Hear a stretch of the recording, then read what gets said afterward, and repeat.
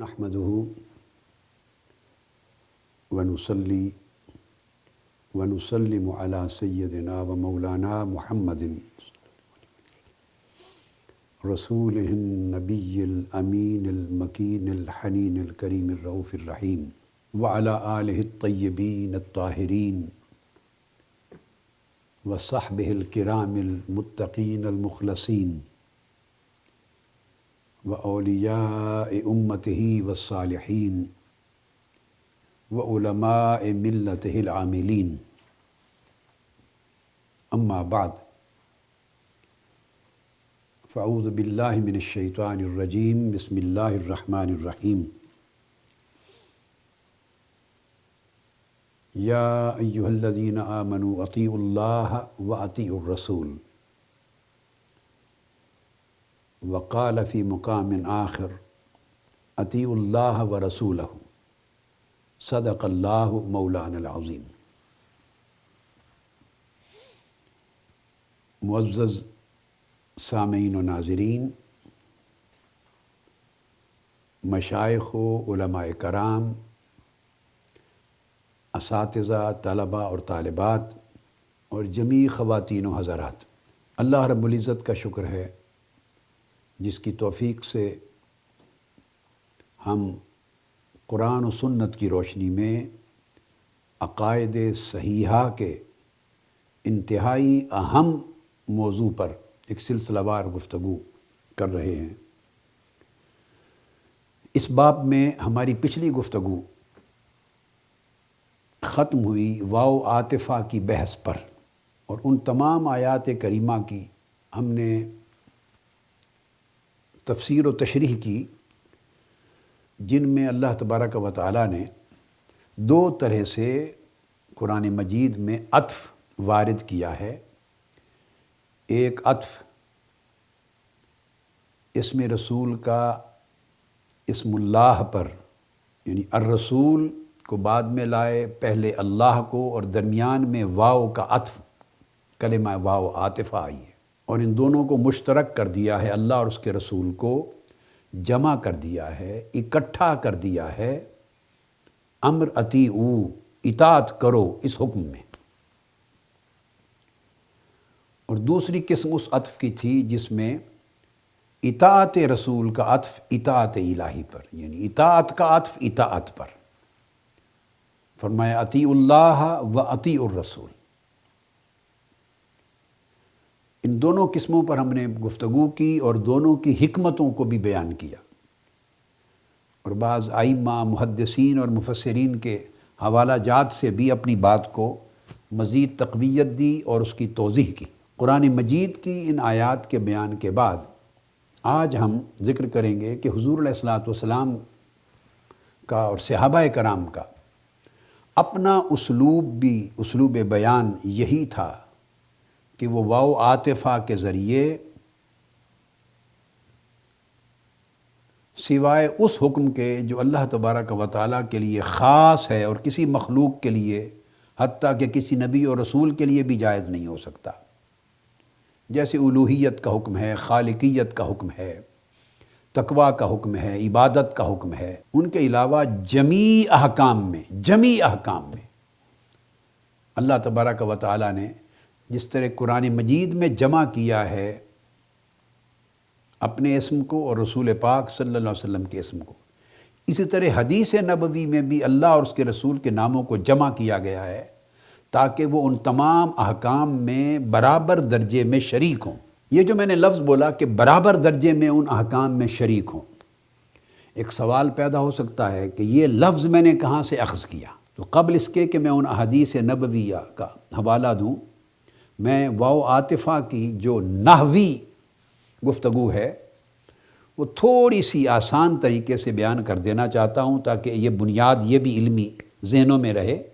اور اس کی بہت تفصیلات میں تاکہ یہ بحث ادق اور مشکل نہ ہو جائے نہیں جانا چاہتا۔ جتنے علماء ہیں عربی ادب کے اور نحات یعنی ائمہ نحو ہیں، یہ علم نحو کا موضوع ہے۔ آپ آسانی سے سمجھیں کہ عربک گرامر کا موضوع ہے، اور انہوں نے اپنی کتب میں جہاں حروف پر بحث کی ہے تو واو عاطفہ پر بھی بحث آئی ہے، اور واو عاطفہ پر بحث کرتے ہوئے کہ اس کا معنی کیا ہے، اس کے اثرات کیا ہیں، اس کے مقاصد کیا ہیں، اور یہ کیا کیا حکم مترتب کرتی ہے واو عاطفہ، اس پر بحث کر کے ایک چیز اسٹیبلش کر دی ہے، اور وہ یہ کہ واو عاطفہ دلالت کرتی ہے معطوف اور معطوف علیہ، یعنی واو عاطفہ کے بعد جو اسم آ رہا ہے وہ، اور واو عاطفہ سے پہلے جو اسم تھا وہ، یہ معطوف اور معطوف علیہ، جس پر عطف کیا گیا اور جس پر عطف ڈالا گیا، کہ معطوف اور معطوف علیہ دونوں اس حکم میں، واو عاطفہ کا معنی یہ ہے جمع ہوتے ہیں جس حکم کو وارد کیا جا رہا ہے ان دو ناموں کے لیے، دو اسماء کے لیے، دو فاعلوں کے لیے، دو شخصیتوں کے لیے، یا دو چیزوں اور دو امور کے لیے۔ تو صاف ظاہر ہے وہ جو واو عاطفہ آئی ہے اس سے پہلے ذکر ہے، جیسی تمام آیتوں میں اللہ کا ذکر ہے یا اللہ کی اطاعت کا ذکر ہے، اور واو یعنی اور، اینڈ، اس کے بعد پھر ذکر ہے ان تمام آیتوں میں یا رسول پاک صلی اللہ علیہ وسلم کا الرسول، یا اطاعت رسول کا صلی اللہ علیہ وسلم، یا حضور کی ذات اقدس کا اللہ کی ذات کے ذکر کے ساتھ، یا رسول صلی اللہ علیہ وسلم کی اطاعت کا اللہ کی اطاعت کے ساتھ۔ اب یہ جو واو سے پہلے ذکر آیا ہے اللہ کا یا اللہ کی اطاعت کا، اور واو کے بعد رسول کا یا رسول کی اطاعت کا، تو واو عاطفہ کا معنی یہ ہے کہ وہ دونوں کو جمع کر دیتی ہے اس حکم میں، اور اقتران کر دیتی ہے اور تشریک پیدا کرتی ہے اس حکم میں، دونوں کو برابر درجے میں شریک کر دیتی ہے۔ اس کو کہتے ہیں الواو العاطفہ تدل علی الجمع والاقتران والتشریک۔ معطوف اور معطوف علیہ یعنی واو سے پہلے جس کا ذکر آیا اور واو اینڈ کے بعد جس کا ذکر آیا، ان دونوں کو جمع کرتی ہے اس حکم میں، یکجا کرتی ہے اور برابر شریک کرتی ہے۔ اس بحث کو بیان کیا گیا ہے ائمہ نحو کی ان تمام تفصیلات کو امام سبکی کو، اگر آپ پڑھیں الابہاج فی شرح المنہاج، اس کی جلد اول صفحہ 338، فرسٹ والیوم پیج 338 میں نحو کی یہ بحث واو عاطفہ کی، جس کا خلاصہ میں نے آسان طریقے سے بیان کر دیا، وہ پورا بیان کیا انہوں نے۔ اس طرح امام علامہ زرکشی البحر المحیط، یہ اصول کی کتابوں میں بھی یہ بحثیں آئی ہیں اور نحو کی کتابوں میں آئی ہیں، یہ اصول کی کتابیں ہیں، جلد 2 صفحہ 44، اور ابو سعید خلیل دمشقی یہ الفصول المفیدہ فی الواو المزیدہ، اس کے صفحہ 74 پر، تو ان کتب میں اور دیگر کتب میں یہ بحثیں آئی ہیں۔ بعضوں نے کہا جمع و ترتیب کے لیے آتی ہے واو عاطفہ، واو کہ معطوف اور معطوف علیہ یعنی واو سے پہلے اور واو کے بعد جن کا نام لیا گیا ان کو جمع کرنا حکم میں اور اس کی ترتیب مقرر کرنا۔ مگر جمہور نے کہا کہ جمع و ترتیب تو ہوتی ہی ہے مگر تشریک کے لیے آتی ہے، اس حکم میں دونوں کو برابر درجے کا شریک کر دیا جاتا ہے تاکہ کوئی اس سے اختلاف نہ کر سکے۔ اس بحث کو پھر آگے ان کتب میں نے جو بیان کیا اس میں امام ابو علی الفارسی کی بھی بحثیں ہیں، ائمہ نحو جو بصری ہیں بصریون کی بحثیں ہیں، کوفیون کی بحثیں ہیں، ابو سعید الصرافی کی بحثیں ہیں، مختلف جو مذاہب اور سکولز ہوئے ہیں علم نحو کے، انہوں نے بڑی تفصیل کے ساتھ ان ساری چیزوں کو بیان کیا ہے اور قرآن کے حوالے دے دے کر اس کی شرح کی۔ یہ تو وہ چیز ہے پہلی جو اس وقت میں آپ کے ذہن نشین کرنا چاہتا تھا کہ جب واو عاطفہ آ گئی تو اس کا حکم کیا ہے۔ تو واو عاطفہ آ جانے کا حکم یہ ہے کہ جب فرمایا اطیعوا اللہ والرسول، تو گویا اللہ اور اللہ کے رسول کو واو عاطفہ نے اطاعت کے واجب ہونے اور لازم ہونے اور فرض ہونے کے حکم میں برابر درجے کا شریک کر دیا۔ یہ تشریک ہو گئی۔ اب رسول کی اطاعت کا واجب ہونا اسے اللہ کی اطاعت کے واجب ہونے سے جدا ہی نہیں کیا جا سکتا۔ یہ اصول کے قاعدے کے خلاف ہے، عربک گرامر کے خلاف ہے، عربی ادب کے خلاف ہے، عربک لٹریچر کے اصول کے خلاف ہے، قرآن کے اسلوب کے خلاف ہے، اللہ کی وحی کے منشا کے خلاف ہے۔ ان دو اطاعتوں کو اب جدا کوئی کر ہی نہیں سکتا۔ جن دو اطاعتوں کو اللہ رب العزت نے ایک ہی حکم اطیعوا کہہ کر واو عاطفہ کے ذریعے جوڑ دیا ہے، ان میں اقتران پیدا کر دیا ہے، ازدواج پیدا کر دیا ہے۔ اور نمبر 2 اس کا فائدہ یہ ہوا کہ اب اللہ اور اللہ کے رسول وجوب اطاعت کے حکم میں برابر درجے کے شریک ہو گئے۔ اللہ کی اطاعت اور رسول کی اطاعت، اس کی حیثیت برابر ہو گئی اپنے وجوب میں، اپنے لزوم میں، اپنی مینڈیٹوری کیپیسٹی میں، اپنی اوبلیگیٹری کیپیسٹی میں، اپنی فرضیت میں، اپنی حجیت میں۔ وہ عاطفہ نے انہیں اس طرح جوڑ کر آپس میں باہم شریک کر دیا ہے۔ یہی وجہ ہے کہ پھر قرآن مجید میں اگر کسی چیز کا حکم نہ ہو تو چونکہ رسول کی اطاعت کو عین اللہ ہی کی اطاعت بنا دیا ہے، اور رسول کی اطاعت کا وجوب اور حجیت اللہ کی اطاعت کے واجب ہونے اور حجت ہونے کی طرح یکساں کر دیا ہے۔ یہی وجہ ہے کہ اگر کوئی حکم قرآن میں موجود نہ ہو اور رسول پاک صلی اللہ علیہ وسلم فرما دیں اپنی حدیث و سنت میں، تو وہ بھی اسی طرح واجب اور اللہ کی حد اور حکم بن جائے گا شریعت کی، جس طرح قرآن کا فرمایا ہوا حکم تھا۔ اسی وجہ سے میں نے پچھلی نشست یہاں پہ جا کے ختم کی کہ جو لوگ صرف قرآن کے حکم کو حجت مانتے ہیں اور فرمان رسول کو، حدیث رسول کو، سنت رسول کو حجت نہیں مانتے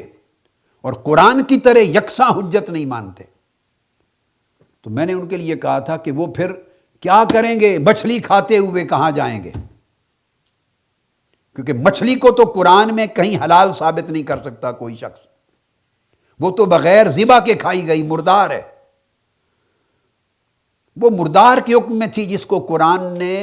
عمومی حرمت میتہ کے تحت حرام کر دیا تھا، اس کو تو حلال کیا صرف رسول پاک صلی اللہ علیہ وسلم کی حدیث نے۔ سو جو حدیث اور سنت نبوی کو شریعت میں حجت نہ مانے وہ مچھلی کھانا چھوڑ دیں اور گدھا کھانا شروع کر دیں۔ میں نے پچھلی نشست یہاں پر ختم کی تھی۔ اب ان کے لیے واجب ہے اور حجت ہے کہ مچھلی کھانا چھوڑ دیں اور گدھا کھانا شروع کر دیں۔ گدھا روسٹ کھائیں، نئی ڈش بنائیں، گھر میں پکائیں، گدھے کے ٹکے بنائیں، ٹکے، گدھا کڑھائی بنائیں، گدھا کی ہنڈیا پکائیں، سالن بنائیں، کھائیں۔ کیوں نہیں کھاتے گدھا؟ پورے قرآن میں گدھے کو حرام نہیں کیا، گدھے کو صرف رسول پاک صلی اللہ علیہ وسلم نے حرام کیا حدیث پاک میں۔ تو اگر حدیث نبوی کا حکم قرآن ہی کی طرح واجب نہ ہو اور شریعت نہ بنے تو میں نے کہا تھا تو پھر گدھا کیوں ترک کر رہے ہیں؟ اب اس پر میں نے چونکہ یہ کوٹ کر دی تھی بات، تو میں اس پر حدیث سے بتا دوں کہ کس حدیث سے ثابت ہے گدھے کا حرام ہونا۔ قرآن میں تو کہیں نہیں ہے، یہ بات کیٹیگوریکل ہو گئی۔ قرآن مجید نے تو گنوا دیے ہیں جو جو چیزیں حرام ہیں، فہرست دے دی ہے۔ حرمت علیکم المیتۃ والدم ولحم الخنزیر وما اہل بہ لغیر اللہ والمنخنقۃ والموقوذۃ والمتردیۃ والنطیحۃ وما اکل السبع الا ما ذکیتم الی آخر الآیہ۔ قرآن مجید نے تو جہاں جہاں جو چیز حرام ہے اس کو بیان کر دیا، اس طرح نکاحوں کے بارے میں جو جو حرام ہے بیان کر دیا۔ ان لسٹوں کے علاوہ جو لسٹ قرآن میں مذکور ہیں کہ یہ کھانا حرام ہے، اس کے علاوہ جو کچھ ہم حرام سمجھتے ہیں وہ حدیث نبوی کی بنیاد پر ہے۔ خواہ آپ کتے بلی کو حرام جانیں، خواہ اور کئی کیڑوں مکوڑوں کو اور کئی جنگلی جانوروں کو حرام جانیں، وہ حدیث نبوی اور سنت نبوی کی بنیاد پر ہے۔ قرآن مجید کا یہ کام نہیں تھا کہ ایک ایک سبجیکٹ میں تمام تفصیلات اور تمام ڈیٹیلز اور تفریعات برانچز تک کو دے دے، یہ قرآن کا کام نہیں تھا۔ رسول اس لیے بھیجے کہ بیسکس اور فنڈامنٹلز قرآن دے دے، اور پھر باقی جہاں جہاں جو چیز قرآن جس کو ایڈریس نہیں کر رہا، رسول پاک جو موجود ہیں صلی اللہ علیہ وسلم ایڈریس کرنے کے لیے، ان کا حکم جو موجود ہے، اور اللہ نے ان کے حکم کو وہی درجہ دے دیا ہے جو قرآن کا ہے، ان کے حکم کو اور ان کے فرمان کو، حدیث و سنت کو وہی مقام دے دیا ہے جو قرآنی وحی کا اور آیت قرآنی کا ہے۔ اس وجہ سے قرآن مجید کو کوئی پریشانی نہیں تھی کہ یہ چیزیں چھوٹ گئیں تو امت کا کیا ہوگا، اور اللہ رب العزت نے بڑے آسانی کے ساتھ امت کے لیے راستے پیدا کر دیے۔ گھبراؤ نہیں، اگر میں نے قرآنی وحی میں ان چیزوں کا ذکر نہیں کیا تو میرے رسول جو موجود ہیں وہ تمہیں جو کچھ بتاتے چلے جائیں گے کہ یہ حرام ہے، حرام ہے، حرام ہے، وہ قرآن کے حرام کیے ہوئے کی طرح حرام ہو جائے گا۔ حتیٰ کہ وہ تو یہاں تک با اختیار ہیں کہ قرآن نے عمومی اصول کے تحت جن کو حرام کر دیا، عمومی اصول کے تحت، جیسے میں نے بتایا، اس میں سے بھی اگر میرا رسول ایگزیمپشن کریٹ کرنا چاہے تو ان کو لیجسلیشن کی اتھارٹی ہے، وہ لا گیور ہے، وہ محل الطیبات و محرم الخبائث ہے، وہ ایگزیمپشن بھی کریٹ کر سکتا ہے، تو وہ ایکسیپشن بھی تمہارے لیے اسی طرح حلال ہوگی جیسے قرآن مجید نے خود ایکسیپشن کریٹ کر کے حلال کر دی ہو۔ اب بات چونکہ گدھے کی حرمت کی ہو رہی تھی، یہ میں نے ہے کڑوی سی بات اور سچ بات ہے، کہتے ہوئے میری طبیعت پہ بھی بوجھ آ رہا ہے میں چاہتا نہیں تھا، بہت میری طبیعت پہ بوجھ آ رہا ہے کہ کیا مثال میں نے دے دی، مگر اس مثال کو سمجھائے بغیر کچھ کند ذہنوں کے مغز میں بات اترنی نہیں تھی، ان کے دماغوں میں بات ڈالنے کے لیے ضروری تھا کہ یہ مثال دی جائے، اور یہ ہر بچہ بھی سمجھ جائے گا اور ان پڑھ ہل چلانے والا بھی سمجھ جائے گا کہ سنت نبوی کا مقام کیا ہے اور کیا حجت ہے اور کیا نہیں۔ تو حدیث پاک میں ہے، صحیح بخاری میں، کتاب الجہاد والسیر، صحیح بخاری کی، اور باب التکبیر عند الحرب، یہ باب ہے، حدیث نمبر ہے صحیح بخاری کا 2829، 2829، یہ حدیث نمبر ہے۔ انس بن مالک رضی اللہ تعالیٰ عنہ حدیث کے راوی ہیں۔ یہ میں نے واقعہ کل بیان کر دیا تھا۔ وہ فرماتے ہیں، قال فنادا مناد النبی صلی اللہ علیہ وآلہ وسلم، آقا علیہ السلام نے ایک صحابی کو بھیجا منادی کرنے کے لیے، اور کہا جا کے منادی کرو، اور آقا علیہ السلام کے حکم پر صحابی نے ان الفاظ کے ساتھ منادی کی، اعلان کیا، کہا ان اللہ ورسولہ ینہیانکم عن لحوم الحمر فإنہا رجس، کہا کہ اللہ اور اللہ کے رسول نے تمہیں گدھوں کا گوشت کھانے سے منع کر دیا ہے اور ان کو حرام یعنی رجس، پلید ڈکلیئر کر دیا۔ وفی روایت فَأَمَرَ مُنَادِيًا فَنَادَى فِي النَّاسِ إِنَّ اللَّهَ وَرَسُولَهُ يَنْهَيَانِكُمْ عَنْ لُحُومِ الْحُمُرِ الْأَهْلِيَّةِ، اور آگے صحابی کہتے ہیں وَأُكْفِئَتِ الْقُدُورِ وَإِنَّهَا لَتَفُورُ بِاللَّحْمِ، وہ گدھے ذبح کر کے اس کے گوشت کو چھیل چھال کے پکا رہے تھے، سالن، ہنڈیاں بھری ہوئی تھی، ابل رہے تھے گوشت، کہ آقا علیہ السلام نے حکم دیا ایک صحابی کو بلا کے کہ جاؤ میری طرف سے ندا کرو، اعلان کر دو کہ اللہ اور اس کے رسول نے گدھوں کا گوشت حرام کر دیا ہے، یہ رجس ہیں، پلید ہیں۔ اب یہاں ایک بڑا آسان سا سوال ہے، اور سننے والے جن کے ذہن میں اس مسئلے پر تردد یا تأمل ہے وہ خود اس کا جواب تلاش کریں، جن کے ذہن میں کنفیوژن ہے وہ دور کرنا چاہتا ہوں، خود تلاش کریں کہ آقا علیہ السلام نے فرمایا صحابی کو کہ جا کے یہ کہو کہ اللہ اور اس کے رسول نے ینہیانکم، تثنیہ کا صیغہ ہے، دونوں نے حرام کر دیا ہے گدھوں کا گوشت۔ تو انڈیل دو، پھینک دو اپنی ہنڈیا کو، یہ حرام ہے، رجس سے پلید ہیں۔ سوال یہ ہے کہ رسول نے تو حرام کیا، کیونکہ رسول پاک صلی اللہ علیہ وسلم نے ہی صحابی کو بھیجا منادی کرنے کے لیے، اور آقا علیہ السلام کے حکم پر وہ منادی کر رہا ہے، اعلان کر رہا ہے، اور پکتے ہوئے گوشت اور سالن پھینکوا رہا ہے۔ آقا علیہ السلام نے تو کیا حرام، منع کیا، اللہ نے کہاں کیا ہے منع؟ یہ میرا سوال ہے۔ جو لوگ رسول کے حکم کو اللہ کے حکم سے جدا سمجھتے ہیں اور رسول کے حرام کرنے کے عمل کو، اختیار کو اللہ کے حرام کرنے سے مختلف سمجھتے ہیں، یعنی وہ تحریم جو قرآن میں آئے، جو لوگ اس تحریم سے اسے جدا سمجھتے ہیں جو تحریم سنت اور حدیث میں آئی ہے، یا حضور علیہ السلام کو تحریم کا اختیار نہیں مانتے کہ آقا علیہ السلام کے پاس صرف اچھائی کا حکم دینے، برائی سے منع کرنے جو قرآن میں آئی ہے اس کی اطلاع کرنے کا اذن تو ہے، مگر حلال کرنے یا کسی کو حرام قرار دینے کا اختیار نہیں جو قرآن میں بیان نہ ہو۔ جو لوگ اس وہم میں، گمراہی میں مبتلا ہیں، اب وہ اپنے آپ سے سوال کریں کہ ان اللہ نے بھی اور اس کے رسول نے اس کو منع کر دیا، حرام ڈکلیئر کر دیا، بتائیے اللہ نے کہاں حرام ڈکلیئر کیا ہے؟ اللہ نے کہاں منع کیا ہے؟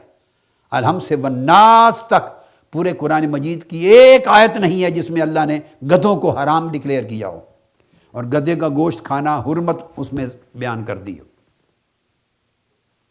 مگر رسول پاک صلی اللہ علیہ وسلم نے فرمایا جاؤ کہو اللہ اور اس کے رسول نے ینہیانکم، دونوں نے حرام کر دیا ہے، منع کر دیا گدھوں کا گوشت کھانا۔ تو اللہ اور اس کے رسول دونوں کو جمع کیوں کیا؟ یہ نقطہ جواب اس کا واو عاطفہ دے گی۔ واو عاطفہ کا کام یہ ہے کہ اگر اسم الہی اور اسم رسول کے درمیان آ گئی واو عاطفہ اور ینہیانکم حرام قرار دے دیا، منع کر دیا، اس حکم میں واو عاطفہ دونوں کو برابر درجے میں شریک کر دیتی ہے اور دونوں کے حکم میں وحدت اور عینیت پیدا کر دیتی ہے، ڈکلیئر کر دیتی ہے کہ یہ دونوں order one and the same thing ہے، ان میں ڈویلٹی نہیں رہی، اس میں دوئی نہیں رہی، غیریت نہیں رہی، تفریق نہیں رہی۔ سو اس لیے اگر اللہ کسی چیز کو حرام کرے تو اللہ پاک یوں فرما دیتا ہے کئی بار کہ اللہ اور اس کے رسول نے ایسا کر دیا۔ رسول حرام فرمائیں تو وہ فرما دیں گے اللہ اور اس کے رسول نے ایسا کر دیا۔ اب میں یہی جو نقطہ ہے اس کے اوپر ایک اور آیت کریمہ کوٹ کر کے آپ کو سمجھاتا ہوں قرآن مجید سے۔ قرآن مجید میں سورہ حجرات کی پہلی آیت ہے، ارشاد فرمایا گیا یا ایھا الذین آمنوا لا تقدموا بین یدی اللہ ورسولہ، اے ایمان والو اللہ اور اللہ کے رسول کے اوپر کسی معاملے میں پہل نہ کیا کرو۔ لا تقدموا بین یدی اللہ ورسولہ، اور یہ آیت کہہ کر یہ ارشاد فرما کے پھر اس کے بعد آگے اسی صورت میں کئی آیتوں تک صرف حضور علیہ الصلوۃ والسلام کا ادب سکھایا جا رہا ہے، آقا علیہ السلام کے ادب کا موضوع شروع ہو گیا۔ اب جو بات میں بیان کرنا چاہتا ہوں وہ یہ، اس آیت کریمہ کا شان نزول کیا ہے؟ یہ آیت یوں اتری کہ بقرعید کا دن آقا علیہ الصلوۃ والسلام کی سنت تھی، طریقہ تھا کہ پہلے نماز عید پڑھا کر اس کے بعد جا کر قربانی کا جانور ذبح فرماتے۔ بعض لوگوں نے، صحابہ کرام میں سے بعض نے، ذرا جلدی کرنے کے لیے کہ قربانی ہے اللہ کے حضور جلد ہماری قربانی پہنچے، یہ ممکن ہے اس خیال کے پیش نظر کہ نماز عید کے بعد آقا علیہ السلام کے ساتھ رہیں خدمت میں تو اپنی قربانی سے پہلے فارغ ہو جائیں، تو انہوں نے آقا علیہ السلام کی قربانی دینے سے پہلے اپنے جانور ذبح کر لیے۔ جانور اللہ کے لیے ذبح کیے جاتے،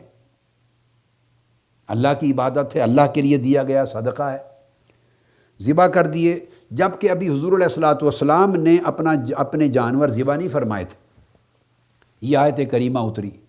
لوگو ایمان والو خبردار اللہ اور اللہ کے رسول کے عمل پر پہل نہ کیا کرو، یعنی رسول پاک صلی اللہ علیہ وسلم نے ابھی اپنی قربانی کے جانور ذبح نہیں فرمائے، سو تم اپنی قربانی کا جانور حضور علیہ السلام سے پہلے ذبح نہیں کر سکتے۔ تو حکم ہوا کہ ایسے لوگوں کی قربانیاں نہیں ہوئیں، وہ جانور آپ کے ویسے گوشت ہو گئے حلال، جاؤ کھاؤ، مگر قربانی دوبارہ دو آقا علیہ السلام کے ذبح کے بعد۔ اسی طرح یہ بھی شان نزول میں آیا ہے کہ رمضان المبارک شروع ہونے سے قبل آقا علیہ السلام جب روزہ رکھتے ماہ رمضان کا پہلا، تو کچھ لوگ ان سے پہلے روزہ رکھ لیا، تو آقا علیہ السلام کے روزے سے انہوں نے پہل کی، خود پہلے رکھا۔ آیت نازل ہو گئی، خبردار حضور علیہ السلام کے روزہ رکھنے سے قبل تم روزہ نہیں رکھ سکتے، یعنی امر رسول پر تقدم ممکن نہیں ہے، پہل نہیں کر سکتے، خواہ وہ قربانی کا عمل ہو، خواہ وہ روزہ رکھنے کا عمل ہو۔ اور یہ بھی شان نزول میں آیا ہے کہ حکم دیا کہ بعض اوقات کوئی چیز آقا علیہ السلام فرما رہے ہوتے تو آقا علیہ السلام کے ارشاد فرمانے سے پہلے بعض صحابی ان سے قبل بول پڑتے اور وہ بات بیان کر دیتے، بے خیالی میں۔ حکم آ گیا کہ رسول پاک صلی اللہ علیہ وسلم کے بولنے سے پہلے تم نہیں بول سکتے، چپ رہو، زبانیں بند رکھو، جب تک حضور علیہ السلام کلام نہ فرما لیں تم پہلے کلام نہیں کر سکتے۔ مختلف شان نزول ہیں، میں نے سارے جمع کر کے بیان کر دیے۔ شان نزول کی کتب میں، کتب حدیث میں، تفاسیر میں آئے ہیں۔ تو مطلب کیا ہوا کہ کچھ لوگ حضور علیہ السلام کے بولنے سے پہلے بولے، کوئی شخص اللہ کے بولنے سے پہلے نہیں بولا تھا، کہ اللہ کے بولنے کے ساتھ بندوں کے بولنے کا کیا موازنہ اور کیا مقابلہ۔ وہ آقا علیہ السلام کی مجلس میں بیٹھے ہیں، کون پہلے بول رہا ہے؟ آقا علیہ السلام نے کلام پہلے فرمایا یا صحابہ میں سے بعض نے؟ یہ تو مجلس کی بات ہے، اس کا اللہ تبارک و تعالیٰ کے کلام سے کوئی تعلق نہیں۔ یا بعض لوگوں نے اگر روزہ رکھ لیا پہلے تو حضور علیہ السلام پر تقدم کیا، پہل کی۔ اللہ تو روزہ نہیں رکھتا کہ اس سے کسی نے پہلے روزہ رکھنا ہے یا اللہ کے بعد رکھنا ہے۔ یا بعضوں نے اگر قربانیاں حضور علیہ السلام سے پہلے دے دی تو آقا علیہ السلام کی قربانی دینے سے پہلے دی، اللہ تو قربانی نہیں دیتا کہ اس کے عمل پہ پہل ہونا تھا۔ آپ نے دیکھا نا، ان تمام امور میں پہل عمل فعل رسول پر ہوئی تھی، فعل رسول پر، فعل الہی پر نہیں۔ مگر جب آیت کریمہ نازل ہوئی اور بارگاہ رسالت مآب صلی اللہ علیہ وسلم کا ادب سمجھانا مقصود تھا، حضور علیہ السلام کی عظمت صحابہ کرام کے دلوں میں مزید جاگزی متمکن کرنا مقصود تھی، امت کو آقا علیہ السلام کی عظمت اور رفعت اور آقا علیہ السلام کی عزت اور تعظیم اور تکریم اور ادب، اس کا تصور سمجھانا مقصود تھا، تو آقا علیہ السلام کا نام تنہا نہیں لیا کہ رسول پر پہل نہ کیا کرو، رسول کے روزے سے پہلے روزہ نہ رکھو، رسول کے کلام سے پہلے کلام نہ کرو، رسول کے قربانی دینے سے پہلے قربانی نہ دو، یعنی رسول کے کسی عمل پر تقدم نہ کرو، پہل نہ کرو، یوں نہیں کہا، بلکہ رسول کے نام کے ساتھ اللہ نے اپنا نام لیا اور واو عاطفہ لگا کر جوڑا، لا تقدموا بین یدی اللہ ورسولہ، اللہ پر اور اللہ کے رسول پر تقدم نہ کیا کرو۔ تو ایک بات واضح ہو گئی کہ ان تمام امور میں اللہ پر، ذات الہی پر، اللہ کی بارگاہ میں اللہ کی ذات یا اس کے کسی فعل پر تو تقدم نہ تھا، نہ ممکن تھا، نہ تصور کیا جا سکتا ہے۔ بھئی شان نزول ہے، تقدم، پہل تو سب کسی بھی صورت میں جو ہوئی تو حضور علیہ السلام کے فعل پر ہوئی۔ اب اللہ پاک ان کو روکنا چاہتے ہیں کہ خبردار، کوئی شخص میرے محبوب کے کلام سے پہلے زبان نہ کھولے، کوئی شخص میرے محبوب کے عمل سے پہلے وہ عمل نہ کرے، کوئی شخص میرے محبوب کے اس فعل کے سامنے جو وہ کرنے والے ہیں اس سے پہلے وہ فعل صادر نہ کرے۔ ادب رسول کا سکھانا چاہتے ہیں، مگر رسول کے نام کے ساتھ اپنا نام جوڑ دیا، لا تقدموا بین یدی اللہ ورسولہ، خبردار اللہ اور اللہ کے رسول پر پہل نہ کیا کرو۔ سمجھانا مقصود یہ تھا کہ رسول کے کسی کلام اور عمل اور فعل پر پہل کرنا حقیقت میں اللہ پر گویا پہل کرنے کے مترادف ہے۔ کوئی ایسا عمل کرنا جس میں رسول کی بے ادبی ہو، وہ فقط رسول کی بے ادبی نہیں، وہ اللہ کی بے ادبی ہے۔ کوئی ایسا عمل جو بارگاہ رسالت مآب اور مجلس رسول صلی اللہ علیہ وسلم کے ادب کے خلاف ہو، وہ صرف مجلس رسول کے ادب کے خلاف نہیں، وہ حضور الہی، حضور الوہیت کے ادب کے خلاف ہے۔ ان کو عین یکدگر بنانا مقصود تھا کہ ادب رسول ادب الہی ہے، تعظیم رسول اللہ کی تعظیم و توقیر ہے۔ رسول کی مجلس کے آداب اس طرح ہیں گویا آپ اللہ کے حضور حاضر ہیں، اور وہ آداب ہیں،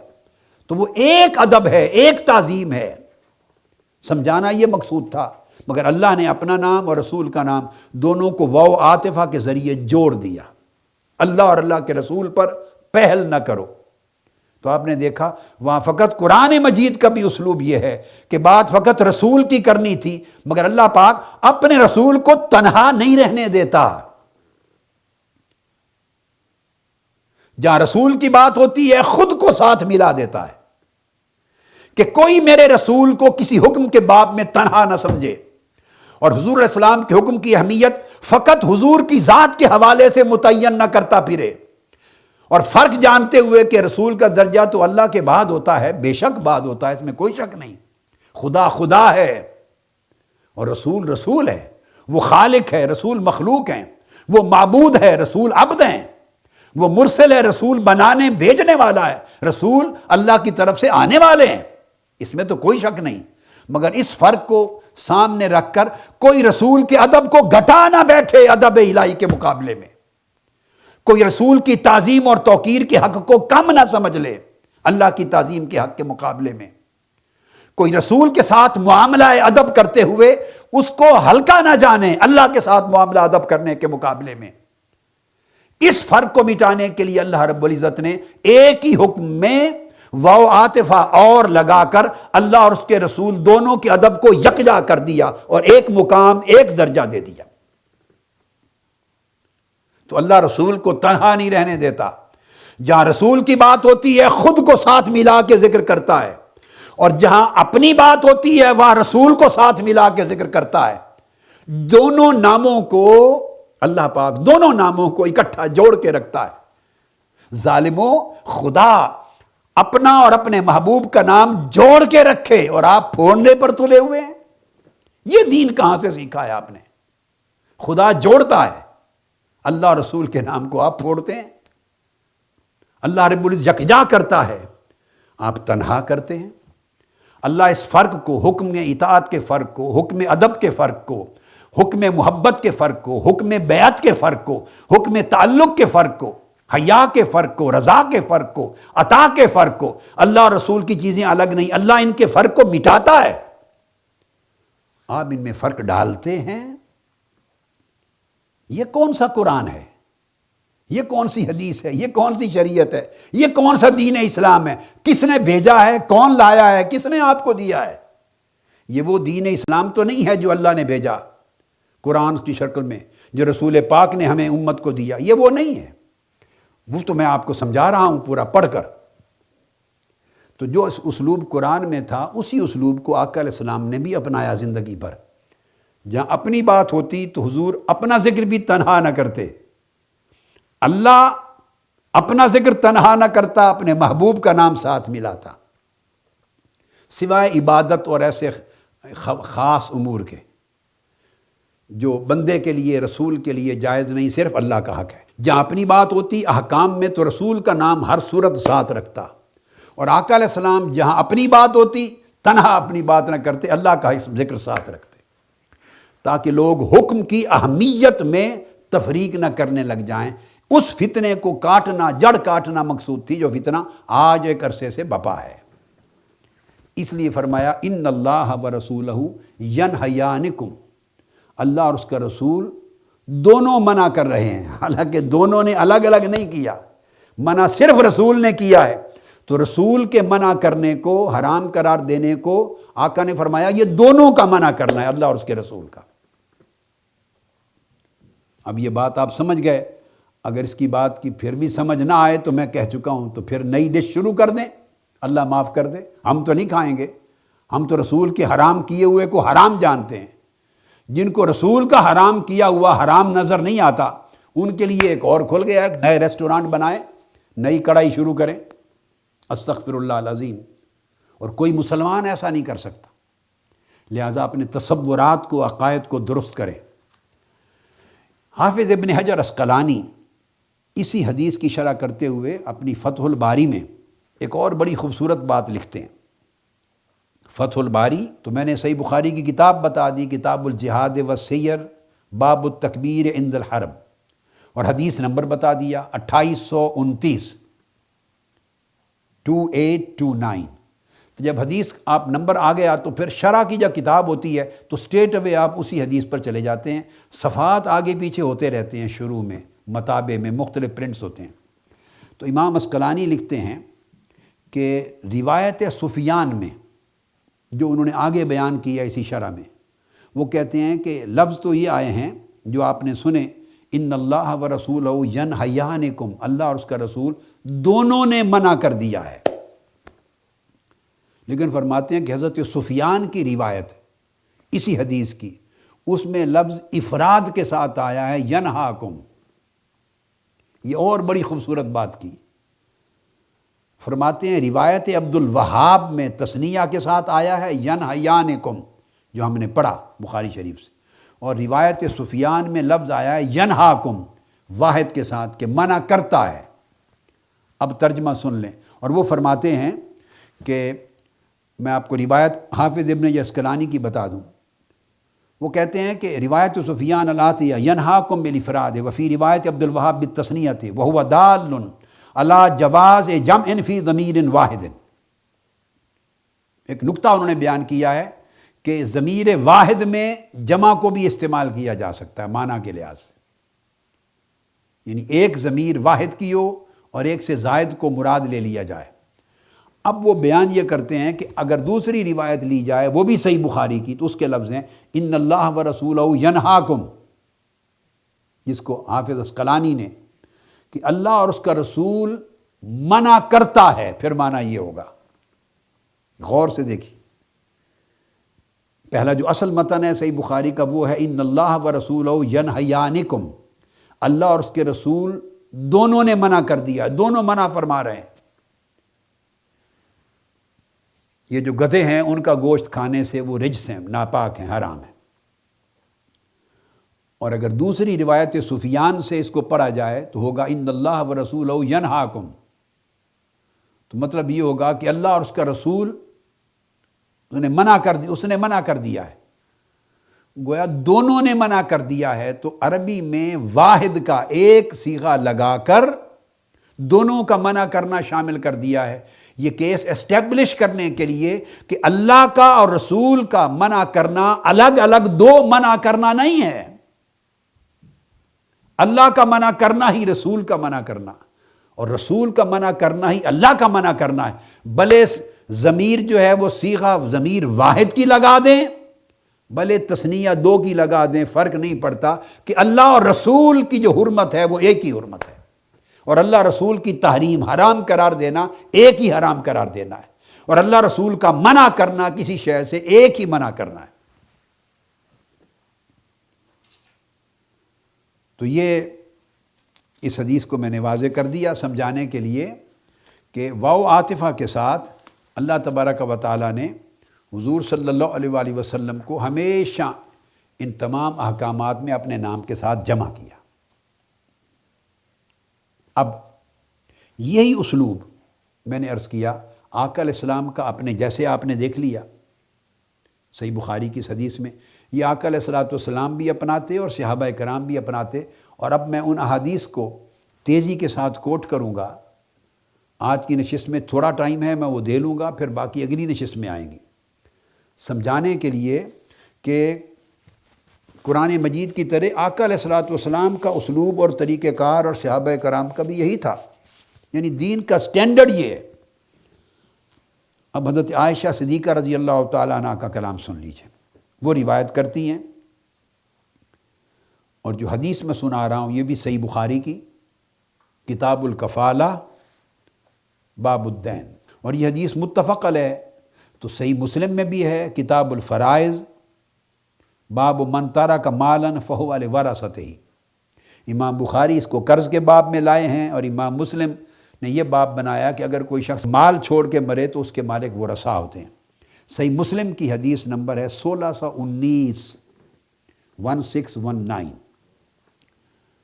ان عائشہ رضی اللہ تعالیٰ عنہ، ام المومنین حضرت سیدہ عائشہ صدیقہ رضی اللہ تعالیٰ عنہ روایت کرتی ہیں، وہ کہتی ہیں کہ رسول پاک صلی اللہ علیہ وآلہ وسلم نے سعد بن معاذ کو،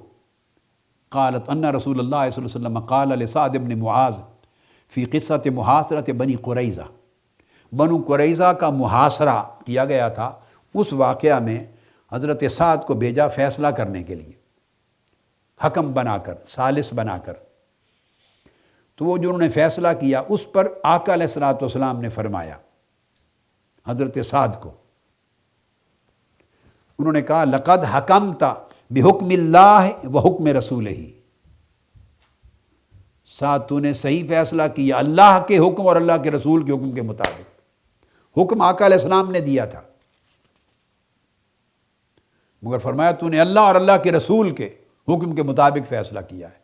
آقا علیہ السلام نے اسی طرح واو عاطفہ کے ساتھ اللہ کا حکم اور رسول کا حکم جوڑ دیا، تو نہ اللہ نے اپنے حکم اور رسول کے حکم کو کبھی پھوڑا اور جدا کیا، نہ رسول پاک صلی اللہ علیہ وسلم نے اپنے عمل میں اپنا حکم اور اللہ کا حکم اس کو کبھی جدا کیا، اکٹھا رکھا۔ اب ایک اور حدیث ہے، وہ ابو ہریرہ رضی اللہ تعالیٰ عنہ حدیث کے راوی ہیں، اور جو حدیث ابھی کوٹ کر رہا ہوں اس میں آقا علیہ السلام نے فرمایا انا اولا بالمؤمنین من انفسہم فمن ترک دینا فالیہ، یہ بھی متفق علیہ حدیث ہے بخاری مسلم کی، کہ میں مومنوں کی جانوں سے بھی زیادہ قریب ہوں ان کے۔ یہ لفظ بھی آقا علیہ السلام کے، آقا کی حدیث و سنت کے قیامت تک اہل ایمان کے لیے حجت ہونے پر دلالت کرتی ہے۔ میں ان کی جانوں سے بھی زیادہ رکھوالا ہوں، ان کی جانوں سے بھی زیادہ محبوب ہوں، ان کی جانوں سے بھی بڑھ کر ان کا محافظ و ذمہ دار ہوں، اور ان کی جانوں سے بھی بڑھ کر ان کے قریب ہوں۔ آقا علیہ السلام مومنوں کی جانوں سے بڑھ کر قریب ہونے کی بات کریں، ہم اپنی جانوں سے ان کی قربت کو دور کرنا چاہتے ہیں، کبھی ان کی محبت کو دور کرتے ہیں، کبھی ان کی ادب اور تعظیم کو دور کرتے ہیں، کبھی ان کی حدیث و سنت کی حجیت کو دور کرتے ہیں، ہم پتہ نہیں کس کس طریقے سے دور کرتے ہیں، استغفر اللہ۔ یہ حدیث تھی کہ میں مومنوں کی جانوں کے بھی زیادہ قریب ہوں، پر جو شخص فوت ہو جائے اور قرض اپنے ذمے چھوڑ جائے تو اس قرض کی ادائیگی میرے اوپر واجب ہے۔ یہ صحابہ کرام کو فرمایا کرتے تھے، جو قرض چھوڑ کے مر جائے تو اس کا قرض میں ادا کروں گا لوگوں کو، اگر وہ ادا کرنے کے اس کے ورثاء اہل نہیں تو لوگ اس کا قرض مجھ سے آ کے لے لیں۔ اب یہ جو روایت ہے اس کو کبھی کبھی آقا علیہ السلام یوں بھی بیان کرتے، میں وہ بتانا چاہ رہا ہوں، یہ معروف ہے حدیث۔ اب یہی کلمات آقا علیہ السلام کبھی کبھی یوں بھی کہتے، فرماتے قال فمن ترک دینا فإلی اللہ ورسولہ، یہ بات خاص تھی کہ جو شخص قرض چھوڑ کے مر جائے تو اس کے قرض کی ادائیگی اللہ اور اس کے رسول کے ذمے ہے۔ اب بولیے، رسول پاک صلی اللہ علیہ وسلم کے ذمے تو ہو گئی کہ آپ نے اپنا ذمہ خود لے لیا، ذمے لے لی وہ قرض کی ادائیگی، اور فرمایا میں مومنوں کی جانوں سے بھی زیادہ قریب ہوں، سو ان کا قرض اگر کوئی ادا کرنے والا نہیں تو صحابہ کرام سے فرماتے میں ادا کروں گا۔ اپنے ذمے تو لے لی، اللہ کے ذمے کیسے ہوگی؟ اب ایک شخص کے پیسے ہیں، دوسرے ایک کے پاس 10,000، کسی کا 1,00,000، وہ پرانا زمانہ تھا، درہم و دینار کی بات تھی، قرض تھا۔ اب قرض لینے والے یہ سن کر کہ اس کا ذمہ ادائیگی کا اللہ کے ذمے ہے، اب وہ کہاں جائیں گے؟ اللہ کا کوئی گھر ہے؟ کوئی کنڈا کھٹکھٹائیں گے اللہ کا جا کے؟ معاذ اللہ، استغفر اللہ۔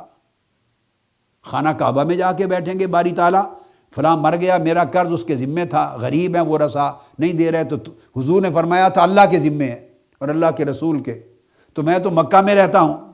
رسول پاک صلی اللہ علیہ وسلم مدینہ میں ہیں، تو مجھے تو ہی دے دے قرض، اس کا واپس کر دے۔ کیا ادھر لاہور بادشاہی مسجد میں آ کے بیٹھ جائے گا؟ کیا منہاج القرآن کی مسجد میں آ کے بیٹھ جائے گا؟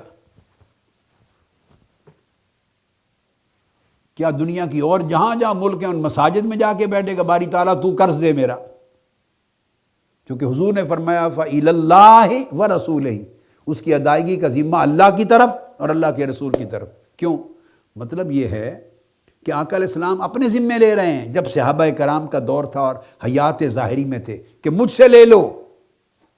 اور آقا علیہ السلام پھر جو مال آتے غنائم کے، مال غنیمت و فتوحات کے، اس میں سے مقروضوں کے حق قرض ادا کر دیتے ان کی ڈیتھ کے بعد،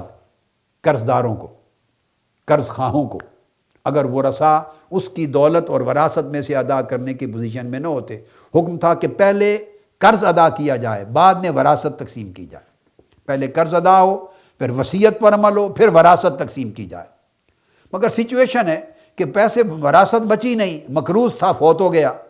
تو فرماتے اگر قرض دینے والا اب کوئی نہیں رہا تو میں ذمہ دار ہوں، ان کی جانوں کے قریب ہوں، مجھ سے آ کے لے لو۔ تو آپ پھر سرکاری خزانے سے ادا کرتے۔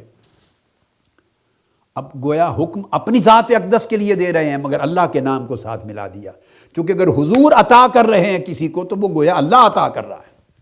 آقا علیہ السلام کسی قرض مانگنے والے کو اس کا قرض دے رہے ہیں، ادا کر رہے ہیں، تو گویا اللہ کی طرف سے ادائیگی ہو رہی ہے۔ تو اپنے عمل کو اللہ کے عمل میں شریک کر دیا، واو کے ساتھ تشریک، ایک ہی عمل بنا دیا۔ اب آپ کے ذہن میں ایک سوال پیدا ہو سکتا ہے کہ اس کا اطلاق آج کیسے ہوگا؟ بڑی سادہ سی بات ہے بھائی، جب فرما دیا وَإِلَى اللَّهِ وَرَسُولِهِ یا وَإِلَيَّ میرے ذمے ہے، تو اب حضور کے اس حوالے سے حضور کے نائبین امت مسلمہ میں جب اسلامی ریاست بن گئی تو حکمرانوں کے ذمے ہو گیا۔ آقا علیہ السلام کی نیابت میں، آقا علیہ السلام کی نمائندگی کرتے ہوئے آقا علیہ السلام حکمران کی حیثیت سے سمجھا رہے ہیں کہ لوگوں، کوئی شخص قرض چھوڑ کر نہ مرے۔ اگر لوگ مقروض ہوں اور مر جائیں اور ان کا قرض غریب بچے ادا کرنے کے قابل نہ ہوں تو قیامت کے دن مقروض پوچھا جائے گا، اور اس کا عذاب اور وبال اس ریاست کے صدر، وزیر اعظم، گورنر، وزیر اعلیٰ اور وزیروں کے اوپر ہوگا جو قوم کے خزانے کے اوپر وارث ہیں اور اژدہا اور گنجا سانپ بن کر قوم کا خزانہ لوٹ کے کھاتے ہیں۔ جہاں لوگ قرض کے بغیر زندہ نہیں رہ سکتے، بھوک سے مر رہے ہیں، قرض ان کی زندگی کا سہارا ہے، اور قرض مر گئے، کسی قرض والے کو قرض ادا نہیں ہو سکتا، تو یہ جو عذاب اور وبال ہوگا اس کا ذمہ داری ریاست پر ہوگی، حکومت پر ہوگی، کہ وہ اپنی ریاست میں، سوسائٹی میں ایک شخص بھی ایسا نہ چھوڑے جو قرض چھوڑ کے مرے۔ ہر شخص کو اتنے وسائل مہیا ہو کہ وہ قرض لیے بغیر زندگی گزارے، اور اگر قرض لے تو قرض ادا کر کے مرے، یا پچھلے قرض ادا کر سکیں وسائل میں سے۔ مقروض حالت میں کوئی نہ مرے۔ یہاں پوری سوسائٹی کے کروڑوں لوگ قرض کی حالت میں جی رہے ہیں، قرض کی حالت میں مر رہے ہیں۔ قرض تو قرض رہا، اب تو حرام کھا کر جی رہے ہیں، اور حکمرانوں کو سرے سے اس کی پرواہ نہیں ہے۔ تو یہ گویا اب شریعت نے فرض قائم کر دیا۔ اللہ اور اللہ کے رسول کے ذمے ہونے کا مطلب ہے اسلامی حکمرانوں کے ذمے، اسلامی حکومت کے ذمے، سلطنت کے ذمے، ریاست کے ذمے ہے کہ قومی خزانے سے ادا کرے۔ تو آج یہ ان دو حدیث کے بیان پر اکتفا کرتے ہیں، اور انشاءاللہ تعالی اگلی نشست سے اسی مضمون کو آگے تکمیل کریں گے۔ وما علینا الا البلاغ۔ آفیشیل یوٹیوب چینل کو سبسکرائب کریں اور بیل آئیکن کلک کریں۔